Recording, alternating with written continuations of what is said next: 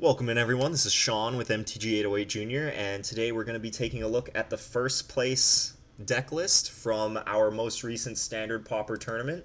On November 4th we ran a tournament over at The Planet and Luka Jakobowicz came in first place, so congratulations to him. He was playing a very spicy blue-green Auras deck. Before we jump into the deck, just want to point out that his older brother Julian won our previous tournament, and Luca was a little disappointed. He missed the top two cutoff in the previous tournament by just a couple tiebreaker points, but this time he very convincingly dominated the Swiss, and then he won the finals against Kyle. Kyle was playing a blue-black aggro. He also had a lot of auras in his deck, but we'll be doing a separate deck tech on Kyle's aggro deck. But today we're going to take a look at Julian's deck titled Spicy Good Stuff, and it is spicy and full of good stuff. It's basically a blue-green aura deck. The goal of this deck is to kind of just build a giant creature and make sure that it's hitting your opponent in a manner of different ways.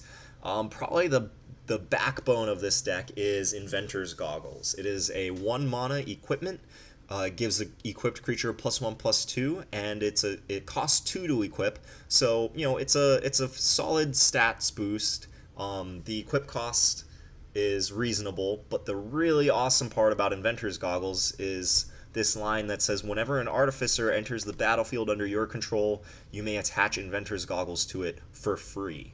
Right? So if Luca plays Inventor's Goggles on turn 1, he can play an Artificer, such as Aether Swooper, on turn 2, and the Inventor's Goggles immediately attaches to it. So that's probably one of the best openings that this deck can have, making Aether Swooper a 2/4 flying creature that can also make servo tokens. So Inventor's Goggles, one of the backbones of the deck. And then moving down here, Luca's playing 9 aura enchantments that make his creatures bigger. So 2 of them, he's playing 3 Cartouche Knowledge and 2 One with the Wind. They both give the creature a stats bonus and flying. Cartouche Knowledge only gives +1/+1, but you get to draw a card, so it replaces itself.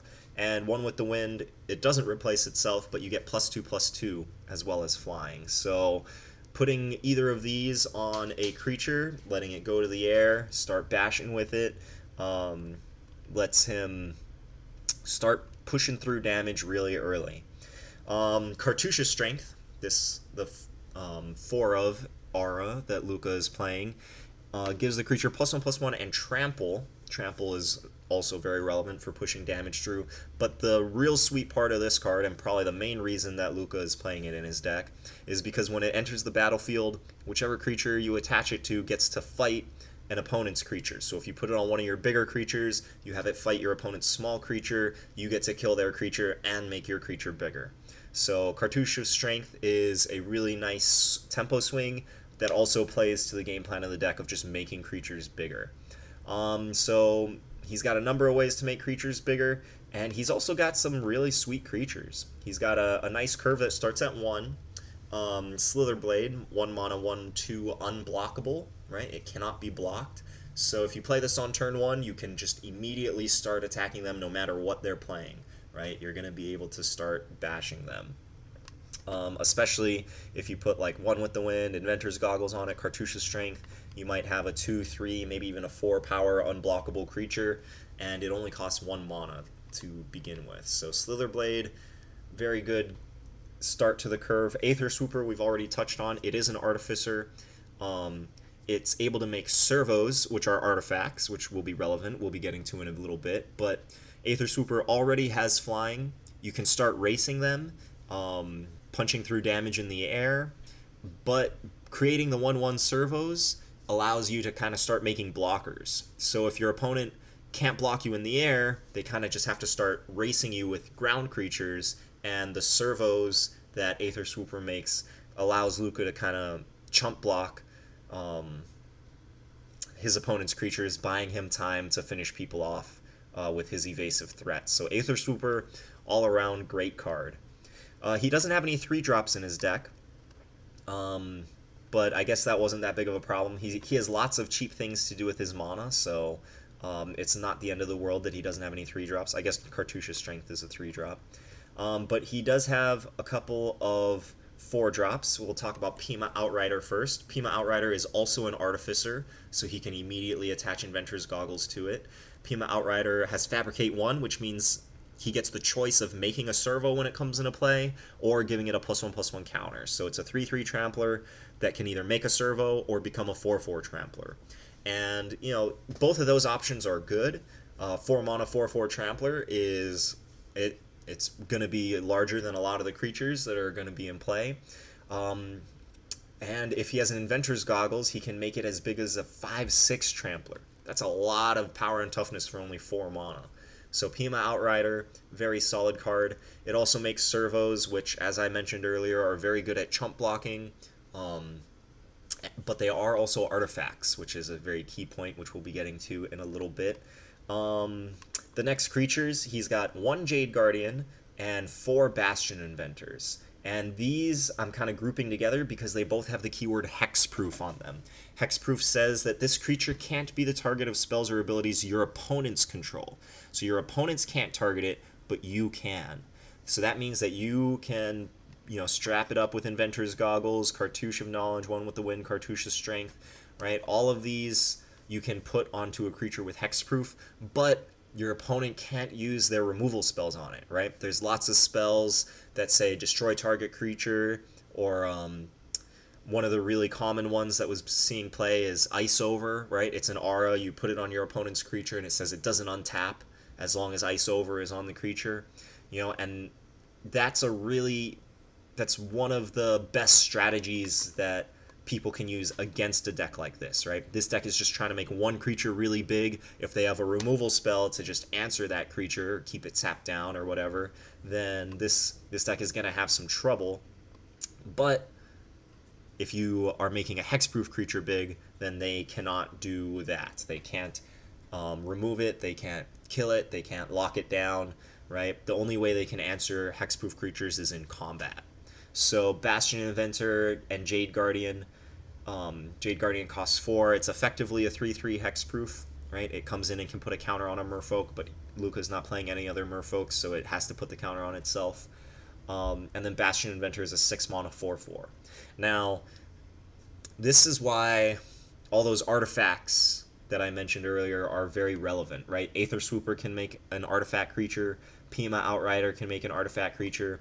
Inventor's Goggles is an artifact. He's got 1 Implement of Ferocity, which can sit in play and be an artifact if he doesn't want to sacrifice it yet. And all of those are relevant because Bastion Inventor has the keyword Improvise on it. And Improvise says that you can tap an artifact while casting this card to reduce its mana cost by 1 colorless mana. So paying 6 mana for a 4/4 hexproof, that's kind of expensive. We're kind of used to 6 drops being, you know, you get a little more power and toughness for 6 mana usually. But this guy can cost as little as maybe 4, maybe even 3 mana if you have enough artifacts in play, right? A very common line that I saw happen as Luca was playing this deck, he would go like turn 1 Inventor's Goggles, turn 2 Aether Swooper, turn 3 attack with Aether Swooper, make a servo, right? And then he's got 2 artifacts, the Inventor's Goggles and the servo. So then on turn 4, he can just play Bastion Inventor, and if he wanted to, equip the goggles to it, right? It is also an artificer. So, you know, having a 5/6 hexproof is pretty good, especially if you're going to give it flying or give it trample, right? So Bastion Inventor, one of the cards that makes this deck worth building around, right? This strategy would be very susceptible to removal if it wasn't for Bastion Inventor. At the top of the curve, Luca's got a 7-drop that's not really a 7-drop because, again, the artifacts make it cheaper. It says it costs 1 less to cost for each artifact you control. It's similar to Improvise, but slightly different because you don't have to tap the creature. You don't have to tap the artifacts to make it cost less. Gear Seeker Serpent just always costs less for each artifact you have in play. So it costs 7, but you might be able to cast it for 5, maybe even 4 mana if you have a couple artifacts in play. So very solid card. It's a 5/6. And you can dump 6 mana into it to make it unblockable until end of turn, right? 5 unblockable damage coming in is a great way to close out games, especially if you've been pressuring them early. So Gearseeker Serpent, all around great card. So Luca doesn't have the most artifacts in his deck, but he has enough that it makes these improvise and Gearseeker Serpent cards worth playing. The last card that we're going to touch on is Metallic Rebuke. And this card also has Improvise. It costs 3, and it says counter target spell unless its controller pays 3 mana. You know, that would be just an okay spell, right? You spend your 3 mana, you make them spend their 3 mana. If they can't, then they counter the spell. But with Improvise, you might only spend 1 mana, or you might only spend 2 mana to cast this spell.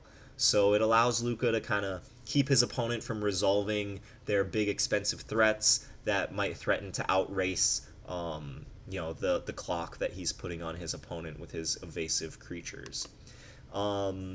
So this is a real sweet deck. Luca played it in the previous tournament to 3rd place. He played it in this tournament to 1st place. I don't think he lost a match in this tournament. And he did really well. I'm not really sure what recommendations I would make moving forward, except for one, right? As I mentioned, Aether Swooper, it uses energy to make servo tokens. Aether Swooper is the only thing in the deck that makes energy, but since Luca is playing green, he might consider playing Attune with Aether in the deck, right? Costs 1 green mana, you get to search your deck for any basic land, and it also makes 2 energy, right? So it basically, you know, you can cut a couple of lands from the deck to play Attune with Aether, because Attune with Aether goes and gets you a land. So you can cut a couple lands from the deck to get Attune with Aether, and then it'll just make the Aether Swoopers a little bit more powerful. Yeah, that's the only recommendation I would make. I'm not sure if a card like Unsummon or Ice Over would be good, just to have a little more removal for his opponent's creatures. But Luca seemed to be doing quite well with just racing his opponents, right? His auras make his creatures very big and very hard to race. So, you know, this is a real sweet deck. Check it out if you like, you know, making big giant creatures and hitting your opponents with them. If you like this video, if you like the Standard Pauper content that we're creating, please check out our Patreon page and consider becoming a patron.